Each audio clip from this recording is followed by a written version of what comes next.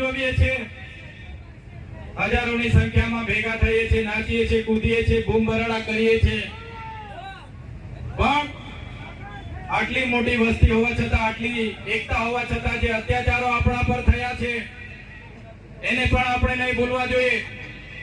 જે આદિવાસીઓને બંધારણમાં અધિકારો મળ્યા છે એ અધિકારો પર જ્યારે તરાપ મરાતી હોય તો એ પણ આપણે આજના દિવસે યાદ કરવું જોઈએ. આજના આ કાર્યક્રમમાં નાચી કૂદીને ઘરે જવાનું નથી, પણ આ કાર્યક્રમના સિદ્ધાંત, અહીંના સંદેશો ઉપદેશો પણ તમારે ઘરે લઈને જવાના છે. મિત્રો, 2 દિવસ પહેલાની ઘટના છે.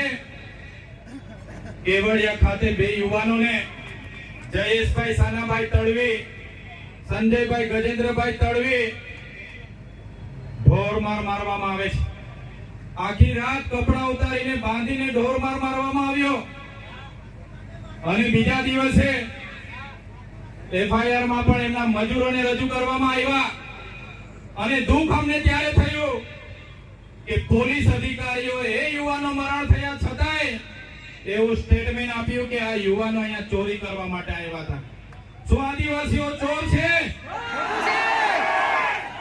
કેવડિયામાં અમારી જમીનો છીનવાયેલી છે, અમારા લોકો વિસ્થાપિત થયા છે અને દુર્ભાગ્ય અમારું એ છે કે ત્યાં અમને ચોર સાબિત કરવામાં આવે છે.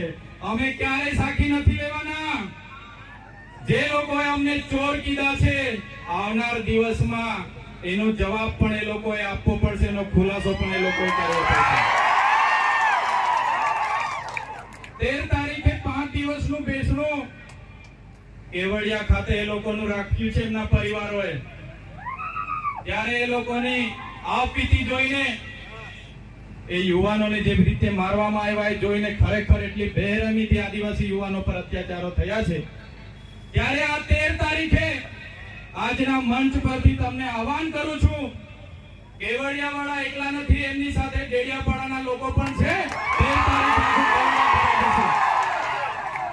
13 તારીખે આખું કેવડિયા અમે ભરી દઈશું. તૈયાર છો બધા?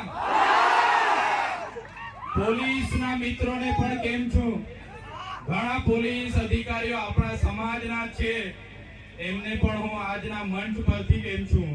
તે દિવસે કેવડિયા જતા વચ્ચે નાકા આવશે ને તો તમે જાણો ને તમારું કામ જાણે.